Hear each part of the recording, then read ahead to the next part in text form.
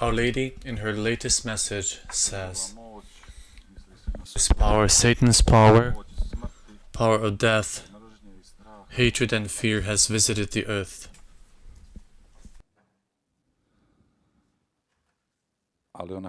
She says, therefore, little children, return to God and to prayer, to fasting and to renunciation." That is what she has told us through all these years. And it is in our nature that we fall asleep and forget. That is why we always need an incentive. I know it by myself.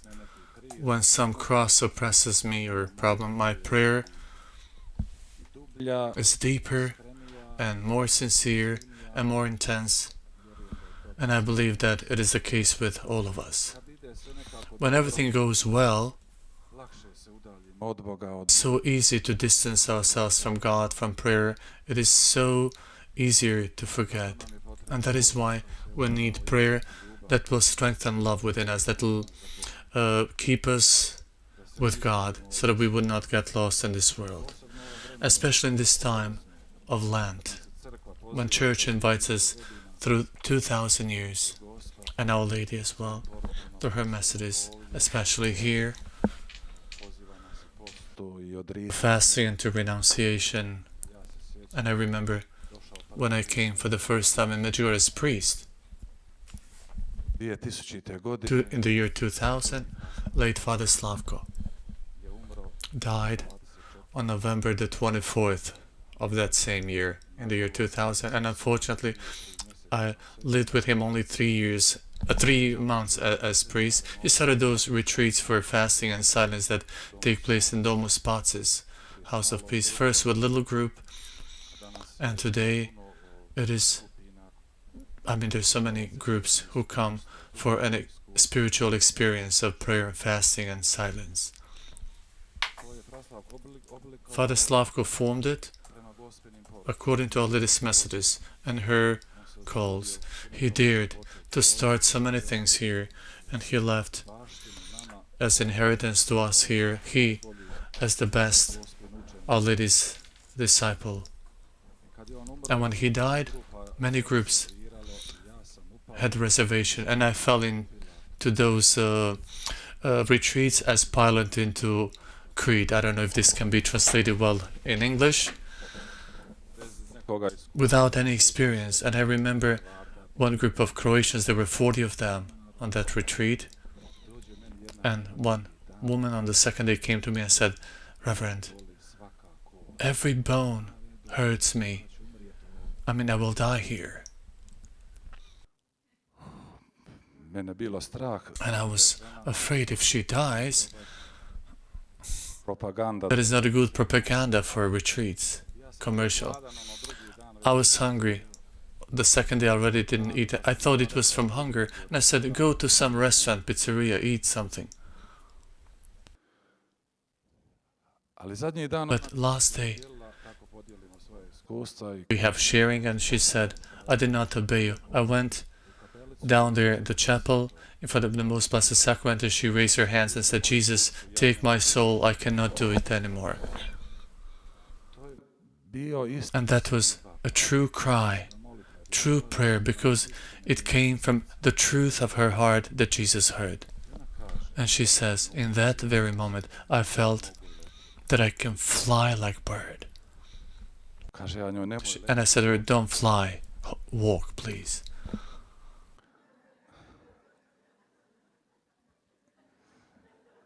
But I saw, I witnessed that prayer together with fasting in an atmosphere of silence,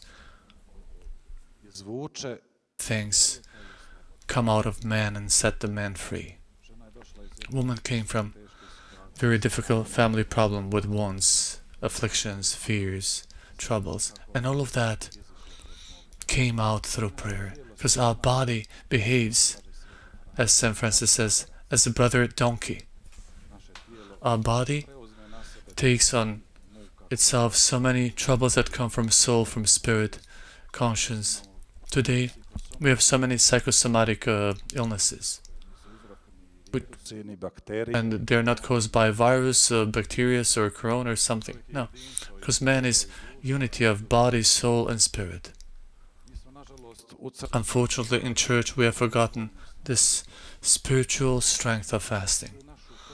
Our Christian inheritance was stolen from us. Today in the secular world, there's therapeutical fastings, clinics for therapeutical fasting, diets for different kind of diets, and we lost it.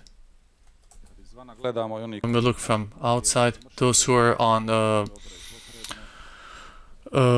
diet and those who are on different therapeutical fastings for weight loss, etc., they do the same. From outside, there's no difference. But inner motivation is not the same. Those who are on diet for weight loss, they circle around themselves, their health, the way they look, their weight. But those who fast are turned to God. Because fasting without prayer is diet for weight loss.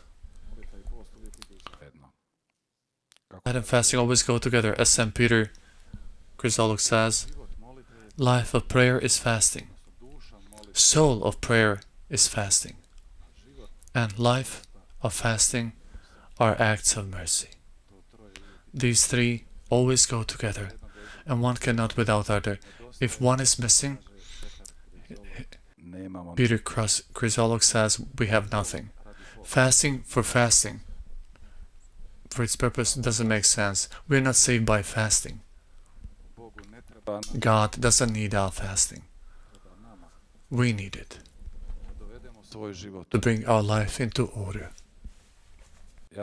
I remember my first experiences. First day, second day, headache, orchestra in my stomach. It's not easy. Some weaknesses come. The third day, the feeling of hunger passes. You feel freedom. You feel so easy. You see a world in a different way, others, yourself, as if senses are intensified. There's such an easiness. You have more time. You want to extend that feeling of freedom and easiness, lightness. I remember a woman, she said, I'm looking, oh my God, if I would invite 40 people to my home for lunch, I would have to prepare for 3 days. What do they prefer to eat, whether it's boiled or cooked or fried, will they be happy with it? And here I see everybody eats bread and drink water or tea, and they are all content and happy. And then in fasting I discover how little I need to be happy. And we always want more and more and more. We simply suffocate ourselves in all of that. Sometimes we have more problems with surplus than with the lack of something. And after that first experience, I remember 1 week of fasting, and then I came to the parish house, time of lunch. I was hungry, starving. I was so hungry. And on the table, there's all kinds of food. Lunch. Never in my life I felt gratitude to God for food. As in that very moment. Only when we are fasting we can feel food in a much stronger way, enjoy in food better. Fasting discovers to us or opens our eyes for the gifts that we are given and we do not notice them. For life, for people, for food. Fasting is not despising food, but it is discovering food as God's gift. Fasting also teaches us to eat. How many times we eat quickly, fast food, McDonald's or who knows what. Slavko used to say we should eat slowly. Bread should be drunk, which means you should chew it well, and eat water.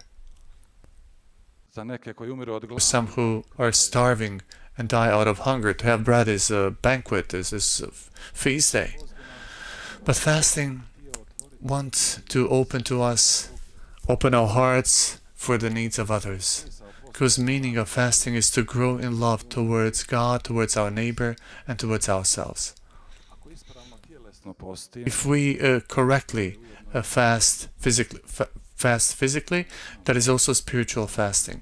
I know that sometimes it is easier for me to fast 3 days than to forgive to someone else, than to be patient with someone who is difficult as a person.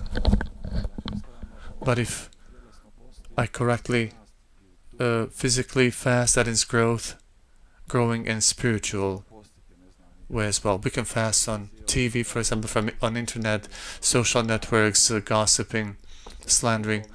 All of that is spiritual fasting, but physical fasting wants to lead us to that spiritual fasting, so that we do not get suffocated by big amounts of food. We are careful when we choose organic food, healthy food, but our body also has its own food, but our soul has food as well. Everything we read, watch, listen to, all of that is food for our soul. When we are talking about food for soul, that is when we are not careful. We have no good filters. Then we get all kinds of news, information, movies, books, and we can poison our soul and our thoughts as well. That is why we have fasting. In fasting we lose pleasure that food gives us. You lose pleasure of fried lamb, beer, wine, or who knows what else. Food gives a certain pleasure. But when you start fasting, that is when you do not meet joy, freedom, peace, but you experience nervousness, temptations to quit, headaches. Some who will advise us how we will get sick, will get too nervous. No, fasting doesn't cause any illness. Fasting doesn't cause us to be nervous. Nervousness. That is how Father Slavko used to say, if only those who are fasting would be nervous in the world, we wouldn't have too many nervous people. Be nervous when we are with full stomach. Fasting discovers to us a deeper hunger for God. It is not just enough to feed our body. When animals feed their body, then they are not dangerous. Man, when he satisfies his own body, can be dangerous. I remember one woman, in the park, she was with a dog, and without leash, and when people saw such a big dog without leash, people always react in fear. Some people started running away. She said, do not be afraid, do not be afraid. My dog just ate. That means it's not dangerous anymore. But we have a need for a deeper food, which can... only Lord can satisfy that hunger. I believe that you came to the true spring, pure. You did not make wrong decision. Here, Our Lady, Jesus and our Mother is here. We are here in the church. And Jesus promised the church, or to the Peter, that on him he would build his church, and the gates of the netherworld will not prevail against it. In spite of all possible scandals or evil things, that church is being created by God, and Medjugorje is in the church, not outside of the church. Our Lady did not come here to establish some new church, but to renew, awake, to invite church of her Son, and she is the mother of church, and we are her children. She tells us what is simple and healthy. She doesn't know some other way, some other methods. If she knew, she would discover that to us. Because she herself walked the same path. Because she herself did not live in, as we say here, in clouds, but she walked on this earth. And she was not spared of pain, fears, or cross.